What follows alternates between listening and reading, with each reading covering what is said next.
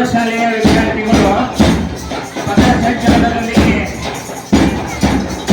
ಪರಮ ಪೂಜ್ಯರು ಹಾಗೂ ಅತಿಥಿ ಗಣ್ಯಮಾನ್ಯರ ಒಂದು ಸ್ವಾಗತ ಕಾರ್ಯಕ್ರಮ ನೆರವೇರ್ತಾ ಇದೆ. ಈ ಒಂದು ಸುಂದರ ಕ್ಷಣಕ್ಕೆ ನಾವೆಲ್ಲರೂ ಸಾಕ್ಷಿಯಾಗಿದ್ದೇವೆ. ಜೋರಾದ ಚಪ್ಪಾಳೆ.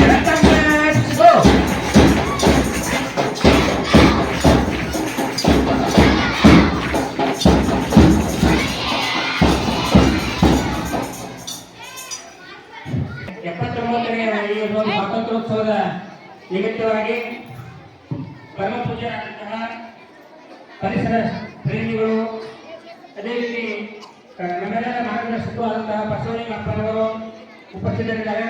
ಜೊತೆಗೆ ಈ ಅತಿಥಿಗಳಾಗಿ ಶಾಂತೇಯ ಸ್ವಾಮಿ ಅಣ್ಣವರು, ಯುವ ಸಾಹಿತ್ಯಕಾರರಾಗಿರ್ತಕ್ಕಂತಹ ರಾಜು ಜೋಬ್ರೆ ಸರ್ ಅವರು, ಹಾಗೂ ನಮ್ಮ ಗುರುಪ್ರಸಾದ್ ಶಾಲೆಯ ಹಳೆ ವಿದ್ಯಾರ್ಥಿಗಳಾಗಿರ್ತಕ್ಕಂಥ ಸಿದ್ದರಾಮ ಬಸವರಾಜ್ ಅವರು, ಹಾಗೂ ಬಲವಂತ್ ನಂಜವಾಣಿ ಅವರು, ಇವರು ಚಿನ್ನದ ವ್ಯಾಪಾರಿಗಳು, ಇವರು ಕೂಡ ಗುರುಪ್ರಸಾದ ಶಾಲೆಯ ಹಳೆ ವಿದ್ಯಾರ್ಥಿಗಳು. ಜೊತೆಗೆ ಓಂಕಾರ ಶರಣರು, ಯಜ್ಞ ಶರಣರು, ಹಾಗೂ ಇನ್ನಿತರ ಪಾಲಕರು ಅಮೃತಪ್ಪನವರು, ಹಾಗೆ ಎಲ್ಲ ಅತಿಥಿ ಗಣ್ಯರು ಈ ಕಾರ್ಯಕ್ರಮದಲ್ಲಿದ್ದಾರೆ. ಈಗ ನೇರವಾಗಿ ನಾವು ಈ ಸಂವಿಧಾನ ಶಿಲ್ಪಿ ಡಾಕ್ಟರ್ ಬಾಬಾ ಸಾಹೇಬ್ ಅಂಬೇಡ್ಕರ್ ಅವರು ಹಾಗೂ ರಾಷ್ಟ್ರಪಿತ ಮಹಾತ್ಮ ಗಾಂಧೀಜಿಯವರ ಒಂದು ಭಾವಚಿತ್ರಕ್ಕೆ ಇವಾಗ ಅತಿಥಿಗಳಾಗಿರ್ತಕ್ಕಂತಹ ಶ್ರೀರಾಮ ಬಸವರಾಜ್ ಅವರು ಹಾಗೂ ಎಲ್ಲ ಅತಿಥಿ ಗಣ್ಯ ಮಾಡಿದವರು ಪರಮ ಪೂಜ್ಯರಿಂದ ಪೂಜಾ ಕಾರ್ಯಕ್ರಮವನ್ನು ನೆರವೇರಿಸಿಕೊಡಬೇಕು. ಅದೇ ರೀತಿಯಲ್ಲಿ ಈ ಕಾರ್ಯಕ್ರಮದಲ್ಲಿ ಶಿವಬಸವರಾಜವರು ಕೂಡ ನಮ್ಮೊಂದಿಗೆ ಇದ್ದಾರೆ.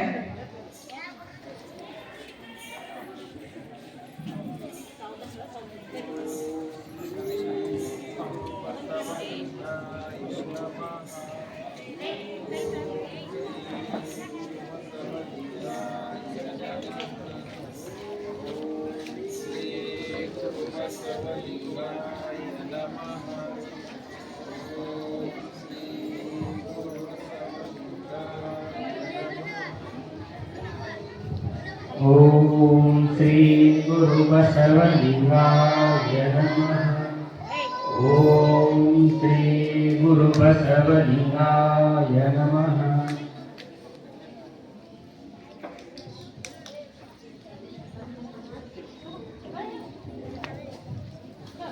ತಂದೆ ನೀನು, ತಾಯಿ ನೀನು, ಬಂಧು ನೀನು, ಬಳಗವ ನೀನು, ನನಗೆ ನೀನಲ್ಲದೆ ಮತ್ತಾರು ಇಲ್ಲವಯ್ಯ ಕೂಡಲ ಸಂಗಮ ದೇವ. ಹಾಲಲ್ಲದ್ದು ನೀರಲ್ಲದ್ದು ನಿಮ್ಮ ಧರ್ಮ, ಶರಣ ಸತಿ ಲಿಂಗಪತಿ, ಹರ ಹರ ಮಹಾದೇವ. ಭಾರತ್ ಮಾತಾ ಕಿ. ವಿಶ್ವಗುರು ಬಸವಣ್ಣನವರಿಗೆ, ಚಕ್ರವರ್ತಿ ಡಾಕ್ಟರ್ ಚನ್ನಬಸವ ಪಟ್ಟದೇವರಿಗೆ, ಶ್ರೀ ಬಸವಲಿಂಗ ಪಟ್ಟದೇವರಿಗೆ, ಶ್ರೀ ಗುರುಬಸವ ಪಟ್ಟದೇವರವರು ಮಾಡುವ ಕಾರ್ಯಕ್ಕೆ, ಮಹಾತ್ಮ ಗಾಂಧೀಜಿಯವರಿಗೆ,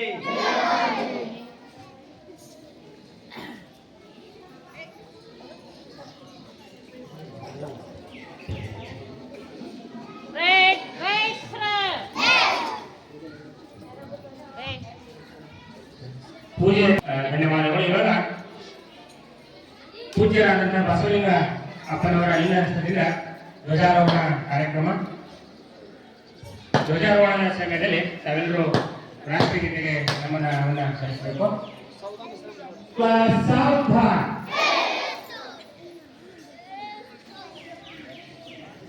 ರಾಷ್ಟ್ರಗೀತೆಗೆ ಸಿದ್ಧಲು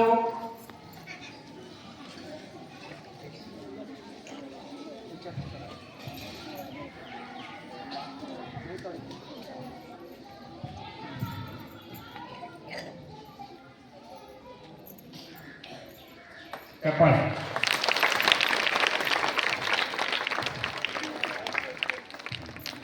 राष्ट्रगीते एक साथ श्लोक कर. जन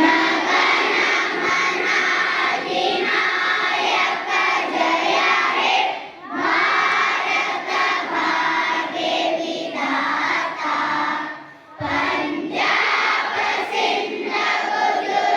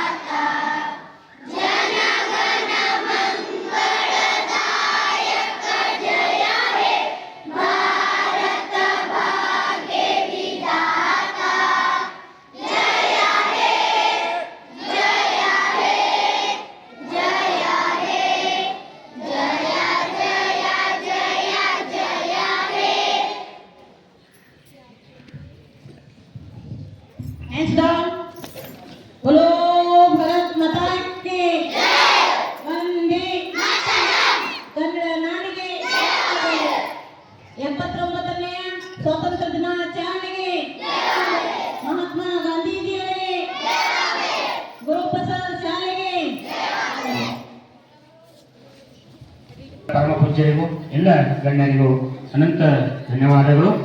ಇವಾಗ ಸ್ವಾಗತ ನುಡಿಗಳು ನಮ್ಮ ಗುರುಪ್ರಸಾದ್ ಹಿರಿಯ ಪ್ರಾಥಮಿಕ ಶಾಲೆಯ ಮುಖ್ಯ ಆಗಿರ್ತಕ್ಕಂತಹ ಸವಿತಾ ಎಸ್ ಭೂರೆ ಮೇಡಮ್ ರವರು ಬಂದು ತಮ್ಮ ಸ್ವಾಗತ ನುಡಿಗಳನ್ನು ನುಡಿಬೇಕಾಗಿ ಅವರಲ್ಲಿ ವಿನಂತಿ. ನಮಃ. ಇಬ್ಬರು ಮೂವರು ದೇವರೆಂದು ಉಪ್ಪುಪ್ಪಿ ಮಾತನಾಡಬೇಡ, ದೇವರು ಒಬ್ಬನೇ ಕಾಣಿರೋ ಇಬ್ಬರೆಂಬುದು ಹುಸಿನೋಡ, ಕೂಡಲ ಸಂಗಮ ದೇವ ಎಲ್ಲವೆಂದಿತ್ತು ವೇದ. ವಿಶ್ವಗುರು ಮಹಾಮಾನವತ್ವವಾದಿ ಧರ್ಮಗುರು ಜಗದ್ದೋದ್ಧಾರಕ ಬಸವಣ್ಣನವರನ್ನ ಹಾಗೂ ಲಿಂಗೈಕ್ಯ ಡಾಕ್ಟರ್ ಚನ್ನಬಸವ ಪಟ್ಟದೇವರನ್ನ ಎನ್ನ ಅಂತರಾತ್ಮ ಧ್ಯಾನಿಸಿಕೊಂಡು ಪರಮ ಪೂಜ್ಯ ಡಾಕ್ಟರ್ ನಾಡೋಜ ಬಸವಲಿಂಗ ಪಟ್ಟದೇವರ ಪಾದಾರವಿಂದಕ್ಕೆ ಪಡುಮಟ್ಟು ಹಾಗೂ ನಮ್ಮೆಲ್ಲರ ಮಾರ್ಗದರ್ಶಕರಾಗಿರ್ತಕ್ಕಂಥ ಪರಮ ಪೂಜ್ಯ ಗುರುಬಸವ ಪಟ್ಟದೇವರ ಪಾದಾರವಿಂದಕ್ಕೆ ಪಡುಮಟ್ಟು ಹಾಗೂ ನಮ್ಮೆಲ್ಲರ ಮಾರ್ಗದರ್ಶಕರಾಗಿರ್ತಕ್ಕಂಥ ಬಸವಲಿಂಗ ಅಪ್ಪಾಜಿಯವರಿಗೂ ಹಾಗೂ ಶಿವಬಸವ ಅಪ್ಪಾಜಿಯವರಿಗೂ ಹಾಗೂ ವೇದಿಕೆ ಮೇಲೆ ಆಸನವಿರುವಂಥ ಎಲ್ಲ ಗುರು ವೃಂದದವರಿಗೂ, ನನ್ನ ಶಿಕ್ಷಕ ವೃಂದದವರಿಗೂ ಮತ್ತು ಮಕ್ಕಳಿಗೂ ಸ್ವಾತಂತ್ರ್ಯ ದಿನೋತ್ಸವದ ಶುಭಾಶಯಗಳ ಜೊತೆಗೆ ಹಾರ್ದಿಕವಾಗಿರ್ತಕ್ಕಂಥ ಸುಸ್ವಾಗತವನ್ನ ಕೋರುತ್ತೇನೆ. ಇಂದು ನಾವು ಹಿರೇಮಠ ಸಂಸ್ಥಾನ ವಿದ್ಯಾಪೀಠ ಟ್ರಸ್ಟ್ ಅಡಿಯಲ್ಲಿ ನಡೀತಕ್ಕಂಥ ನಮ್ಮ ಗುರುಪ್ರಸಾದ್ ಸಂಯುಕ್ತ ಪ್ರೌಢಶಾಲೆಯಲ್ಲಿ ಬಹಳ ವಿಜೃಂಭಣೆಯಿಂದ ಈ ಒಂದು ಸ್ವಾತಂತ್ರ್ಯ ದಿನಾಚರಣೆಯನ್ನು ಆಚರಿಸ್ತಾ ಇದ್ದೀವಿ. ಈ ಒಂದು ಕಾರ್ಯಕ್ರಮದ ದಿವ್ಯ ಸಾನ್ನಿಧ್ಯವನ್ನ ಪರಮ ಪೂಜ್ಯರಾಗಿರ್ತಕ್ಕಂಥ ಪರಮ ಪೂಜ್ಯ ಬಸವಲಿಂಗ ಅಪ್ಪರು ವಹಿಸಿಕೊಳ್ಳಬೇಕಾಗಿ ಅವರ ಹತ್ರ ನಾನು ಚಪ್ಪಾಳೆ ಮೂಲಕ ಸ್ವಾಗತವನ್ನು ಕೋರುತ್ತೇನೆ. ಅದೇ ಜೊತೆಗೆ ಪೂಜ್ಯರಾಗಿರ್ತಕ್ಕಂಥ ಶ್ರೀ ಬಸವದೇವರು ಸಹಿತ ತಮ್ಮೆಲ್ಲರ ಜೋರಾದ ಚಪ್ಪಾಳೆಯೊಂದಿಗೆ ಸ್ವಾಗತವನ್ನು ಕೋರುತ್ತೇನೆ. ಅದೇ ರೀತಿಯಾಗಿ ನಮ್ಮ ಮಾರ್ಗದರ್ಶಕರಾಗಿರ್ತಕ್ಕಂಥ ಶಾಂತಯ್ಯ ಸ್ವಾಮಿಯವರಿಗೂ ಹಾಗೂ ಹಿರಿಯರೆಲ್ಲರಿಗೂ ಸ್ವಾಗತವನ್ನು ಕೋರುತ್ತಾ, ಅದೇ ರೀತಿಯಾಗಿ ಸಾಹಿತ್ಯಗಳಲ್ಲಿ ಪ್ರಖ್ಯಾತಿ ಪಡೆದಿರ್ತಕ್ಕಂಥ ರಾಜು ಜುಬ್ರೆ ಸರ್ ಸಹಿತ ಈ ಒಂದು ವೇದಿಕೆ ಮೂಲಕ ಸುಸ್ವಾಗತವನ್ನು ಕೋರುತ್ತೇನೆ. ಈ ಒಂದು ಮುಖ್ಯವಾದ ವಿಷಯವನ್ನು ಹೇಳಬೇಕಾದ್ರೆ ಅಪ್ಪಾಜಿಯವರು ಯಾವಾಗಲೂ ಹೇಳ್ತಿರ್ತಾರೆ, ಬಹಳ ಜನ ಅತಿಥಿ ವೃಂದದಲ್ಲಿ ಕರೆಸ್ತೀರಿ, ಬಹಳ ಖುಷಿ ಮಾಡ್ತದ. ಆದ್ರೂ ಪ್ರತಿಯೊಂದು ಈ ಒಂದು ದಿನಾಚರಣೆಯಿಂದ ನಿಮ್ಮಲ್ಲೇ ಆಗಿರ್ತಕ್ಕಂಥ, ನಿಮ್ಮಲ್ಲೇ ಓದಿ ಒಂದು ಸ್ಥಾನದಲ್ಲಿರ್ತಕ್ಕಂಥ ಒಂದು ಮಕ್ಕಳನ್ನ ನೀವು ಈ ಒಂದು ವೇದಿಕೆಗೆ ಅತಿಥಿಯನ್ನಾಗಿ ಕರೆಸಬೇಕು ಅಂತ ಬಹಳ ಸಾರಿ ಅಪ್ಪಾಜಿ ಹೇಳ್ತಿದ್ದಾರೆ. ಇನ್ನು ಕಳೆದ 2 ವರ್ಷದಿಂದ ನಾವು ಈ ರೀತಿಯಾದ ಒಂದು ಆಚರಣೆಯನ್ನ ಮಾಡ್ತಾ ಇದ್ದೇವೆ. ಇದರಲ್ಲಿ ಹಳೆಯ ವಿದ್ಯಾರ್ಥಿಯಾಗಿರ್ತಕ್ಕಂಥ ಸಿದ್ದರಾಮ್ ಬಸವರಾಜ್ ಅಂತ, ಇವನು ಬಹಳಷ್ಟು ಒಳ್ಳೆಯ ಹುಡುಗ. ಇವನು 2ನೇ ಬ್ಯಾಚಿನ ನಮ್ಮ 10th ವಿದ್ಯಾರ್ಥಿ. ಈ ಒಂದು ವಿದ್ಯಾರ್ಥಿ ಬಗ್ಗೆ ಹೇಳಬೇಕಾದ್ರೆ ಈ ಒಂದು ಸ್ಥಾನದಲ್ಲಿ ಮೊಟ್ಟ ಮೊದಲ ಸ್ಥಾನ ಪ್ರಥಮ ಅಥವಾ ದ್ವಿತೀಯ. ಪ್ರಥಮದಲ್ಲಿ ದೀಪರಾಜ್ ಅಂತ ಒಬ್ಬ ಹುಡುಗ, ದ್ವಿತೀಯದಲ್ಲಿ ಇವನು. ಒಂದೊಂದ್ಸರಿ ಇವನು ಪ್ರಥಮ, ಅವನು ತೃತೀಯ. ಈ ಒಂದು ಒಳ್ಳೆಯ ವಿದ್ಯಾರ್ಥಿಗಳು ಇವತ್ತು ಅವರೂ ಸಹಿತ ದೊಡ್ಡ ಒಂದು ಉನ್ನತವಾದಂತ ಒಂದು ಅಧಿಕಾರದಲ್ಲಿ ಅವನು ಇದ್ದಾನೆ. ಇವನು ಸಹಿತ ಕ್ಲಾಸ್ನಲ್ಲಿ ಫಸ್ಟ್ ಇರ್ತಕ್ಕಂಥ ವಿದ್ಯಾರ್ಥಿ. ಕಳೆದ ಈ ಒಂದು ನಾವು ಭಾರತೀಯಲ್ಲಿರ್ತಕ್ಕಂಥ ಅನೇಕ ಅಗ್ರಸ್ಥಾನದಲ್ಲಿರ್ತಕ್ಕಂಥ ಒಳ್ಳೆಯ ಕಾರಣದಲ್ಲಿ ಅವನು ಉಪನ್ಯಾಸಕನಾಗಿ ಸೇವೆಯನ್ನು ಸಲ್ಲಿಸ್ತಾ ಇದ್ದಾನೆ. ಬಹಳಷ್ಟು ಖುಷಿಯಾಗಿರ್ತಕ್ಕಂಥ ವಿಷಯ. ಅವನಿಗೆ ನಮ್ಮೆಲ್ಲರ ವತಿಯಿಂದ ಜೋರಾದ ಚಪ್ಪಾಳೆಯೊಂದಿಗೆ ಸುಸ್ವಾಗತವನ್ನು ಕೋರೋಣ. ಅದೇ ರೀತಿ ಇನ್ನೊಬ್ಬ ವಿದ್ಯಾರ್ಥಿ ಭಗವಂತ ಅಂತ, ನಮ್ಮ ಮಠದ ವಿದ್ಯಾರ್ಥಿ. ಇವನು ಸಹಿತ ಬಹಳಷ್ಟು ಒಳ್ಳೆಯ ಹುಡುಗ. ಅವ್ರು ಹೇಳ್ತಿದ್ರು, ಈಗ ಜಸ್ಟ್ ಮ್ಯಾನ್ ಬಿಟ್ಟಾಗಿನು ಕಿಚನ್ MD ರೆಡಿ ಮಾಡ್ತೀನಿ, ಮತ್ತೆ ಇದ್ರ ಬೇರೆ ಬೇರೆ ಸೇವೆ ಏನಾದ್ರು ತಗೊಂಡು ನಾನು ಮಾಡ್ತೀನಿ, ಅದನ್ನ ನಾನು ಮಾತಾಡಬೇಡಿ ಅಂತ. ಇವತ್ತು ನನಗೆ ಅಫ್ಸೋಸ್ ಆಗ್ಲತ್ತದ. ಯಾಕಂದ್ರ ಈ ಒಂದು ವಿದ್ಯಾರ್ಥಿ ದಿನಗಳಿದ್ದಾಗ ಈ ನಮ್ಮಲ್ಲಿರ್ತಕ್ಕಂಥ ವಿದ್ಯಾರ್ಥಿಗಳು ಸಹಿತ ಬಹಳ ಸರಿ ವೇದಿಕೆ ಸಿಕ್ಕಿತ್ತು. ಅದ್ರ ಮ್ಯಾಲೆ ಪ್ರತಿದಿನ ಒಬ್ಬೊಬ್ಬ ಹುಡುಗರಿಗೆ ಭಾವಕ್ಕನ ಹೇಳಿ ಕಟ್ತಿತ್ತು. ಅದನ್ನ ಸಹಿತ ನಾವು ಉಪಯೋಗ ಮಾಡ್ಕೊಂಡಿಲ್ಲ. ಇವತ್ತು ನಾನು ಸುಮ್ಮನೆ ಬೇರೆ ಕೆಳಗೆ ನಿಂತಿನಾಗ ಎಷ್ಟೇ ಜನರಿಗೆ ನಾನು ಮಾತನ್ನ ಸೋಲಿಸ್ತೀನಿ, ಅದ್ರ ವೇದಿಕೆಯನ್ನೆಲ್ಲ ಮಾತಾಡ್ಲಕ್ಕೆ ನಾನು ಬರ್ತಾ ಇಲ್ಲ. ಹೀಗಾಗಿ ಇದೊಂದು ನಾನು ಬಹಳ ಅಫ್ಸೋಸ್ ಆದ್ರೆ ಟೀಚರ್ ಅಂತ ಹೇಳಿದ್ರು. ಇನ್ನೂ ನೀವು ಪ್ರಯತ್ನ ಮಾಡಿದೆ ಅಂದ್ರೆ ಆ ಒಂದು ಸ್ಥಾನಕ್ಕೆ ತಲುಪಬಹುದು ಅಂತ ಅವನಿಗೂ ಸಹಿತ ನಾವು ನಮ್ಮ ಒಂದು ಶಾಲೆಯ ವತಿಯಿಂದ ಒಂದು ಜೋರಾದ ಚಪ್ಪಾಳೆಯನ್ನು ಕೊಡುತ್ತಾ, ನಮ್ಮ ಶಿಕ್ಷಕ ವರ್ಗದವರಿಗೂ ಮತ್ತು ಮಕ್ಕಳಿಗೂ ಮತ್ತೊಮ್ಮೆ ನನ್ನ ವತಿಯಿಂದ ಜೋರಾದ ಚಪ್ಪಾಳೆಯೊಂದಿಗೆ ಸ್ವಾಗತವನ್ನು ಕೊಡುತ್ತಾ ಆ ಒಂದು ಮಾತನ್ನು ಮುಗಿಸ್ತೀನಿ. ಓಂ ಶ್ರೀ ಗುರು ಬಸವಲಿಂಗ. ಸ್ವಾಗತ ನುಡಿಯನ್ನು ನುಡಿದಿರುವಂತಹ ಮುಖ್ಯಗಳಿಗೆ ಅನಂತ ಧನ್ಯವಾದಗಳು. ಇವಾಗ ನೇರವಾಗಿ ನಮ್ಮ 10ನೇ ತರಗತಿಯ ವಿದ್ಯಾರ್ಥಿನಿಯಾಗಿರ್ತಕ್ಕಂಥ ಶ್ರೀದೇವಿ ಮಾರುತಿ ಅವರಿಂದ ಒಂದು ಭಾಷಣ. ಓಂ ಶ್ರೀ ಗುರು ಬಸವಲಿಂಗಾಯ ನಮಃ. ನಿಮ್ಮೆಲ್ಲರಿಗೂ शरणार्थी. आदरणीय मुख्य अतिथि, मुख्योपाध्याय, शिक्षकगण, आप सभी को स्वतंत्रता दिवस की हार्दिक शुभकामनाएं। लाल रक्त से धारा बहाई, लाल रक्त से धारा बहाई, श्वेत नभ पर ललिमा है छाई, लाल रक्त से धारा बहाई, श्वेत नभ पर ललिमा है छाई। आजादी के इस नव उद्घोष पर, आजादी के इस नव उद्घोष पर सबने वीरों की गाथा है गाई। गांधी नेहरू पटेल की सबने गाथा है गाई। भगत सिंह राजगुरु सुखदेव की फांसी से सबकी आंखें भर आई। एक भारत माता तुझसे अनोखी और अद्भुत माता हमने न पाई। ए भारत माता तुझसे अनोखी और अद्भुत माता हमने न पाई। हमारे रंगों में तेरे कर्ज की, हमारे रंगों में तेरे कर्ज की एक एक बूंद है समाई।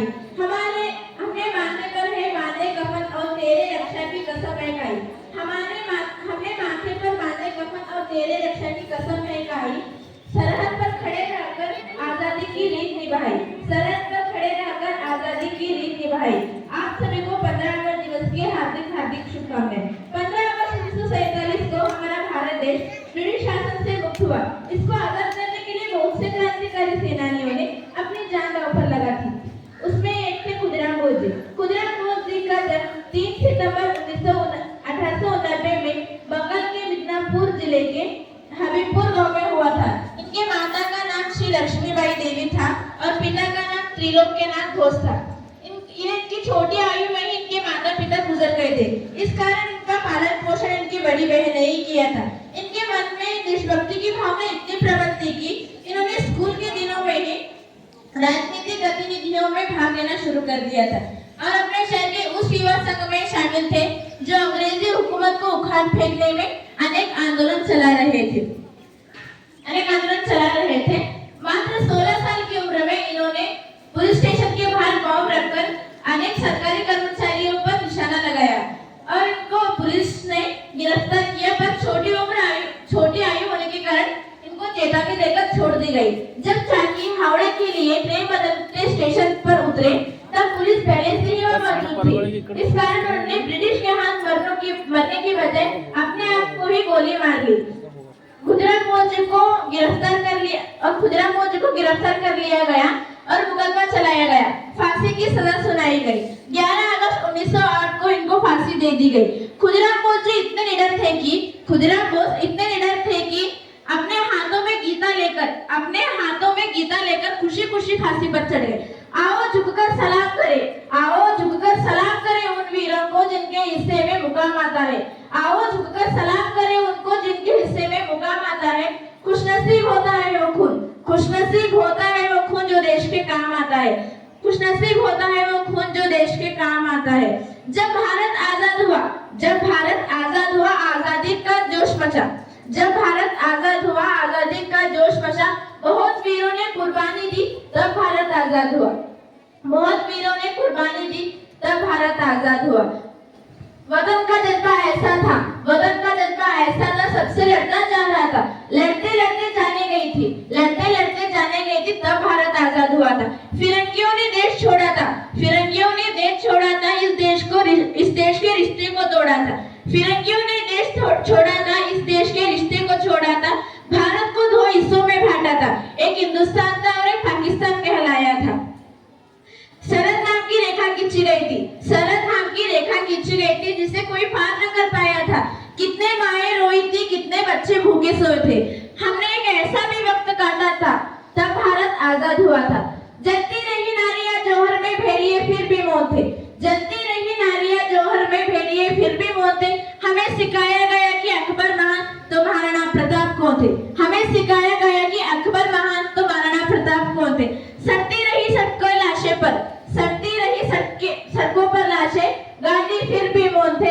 हमें सिखाया गया कि गांधी के चरखे से आजादी आई तो फांसी पर चढ़ने वाले 25-25 साल के नौजवान कौन थे। अरे आज भी वो रस्सियां संग्रहालय में सजा कर रखी गई है जिसे गांधी जी अपने बकरी को बांधा करते थे। कहाँ गई वो रस्सियां जिसपे राजगुरु भगत सिंह और सुखदेव हंसते झूले थे। हालाते मुल्क देखकर रोया न गया। कोशिश की हज़ार पर मुड़कर सोया न गया।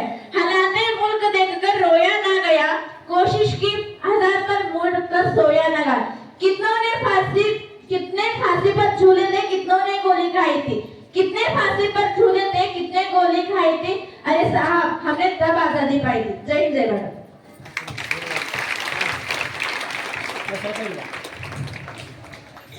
ಎಲ್ಲ ವಿದ್ಯಾರ್ಥಿಗಳೇ ಬಹಳ ಒಳ್ಳೆ ರೀತಿಯಿಂದ ಭಾಷಣ ಮಾಡಿದಂತಹ 10ನೇ ತರಗತಿ ಶ್ರೀದೇವಿ ಅವರಿಗೆ ಅನಂತ ಶರಣಾರ್ಥಿಗಳನ್ನು ಸಲ್ಲಿಸಿ ಈಗ ಪರಮ ಪೂಜ್ಯರಿಂದ ಬಹಳ ಆಶೀರ್ವಾದವನ್ನ ಪಡಿಬೇಕಾಗಿ ಅವರಲ್ಲಿ ಪ್ರಾರ್ಥನೆ ಮಾಡ್ತಾ ಇದ್ದೀವಿ.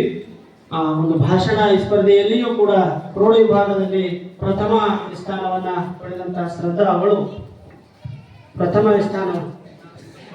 ಶ್ರೀದೇವಿ ಶ್ರದ್ಧಾ ಅವರ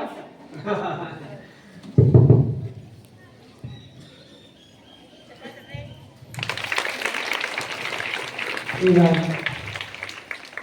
ನೇರವಾಗಿ ಪೂಜ್ಯರಿಂದ ಆಶೀರ್ವಚನವನ್ನ ನಾವೆಲ್ಲ ಆಲಿಸೋಣ. ಎಲ್ಲ ವಿದ್ಯಾರ್ಥಿಗಳೇ ನೇರವಾಗಿ ಪರಮ ಪೂಜ್ಯರ ಆಶೀರ್ವಾದದ ವಾಣಿಯನ್ನ ನಾವು ಆಲಿಸೋಣ.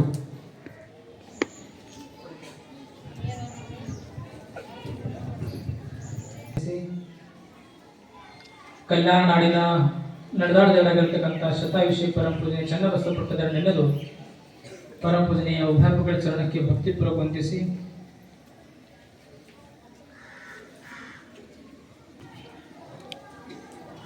ಇವತ್ತು ನಾವು ಸಂಭ್ರಮದಿಂದ ಸ್ವಾತಂತ್ರ್ಯ ದಿನಾಚರಣೆಯನ್ನು ಆಚರಣೆ ಮಾಡ್ತಾ ಇದ್ದೀವಿ.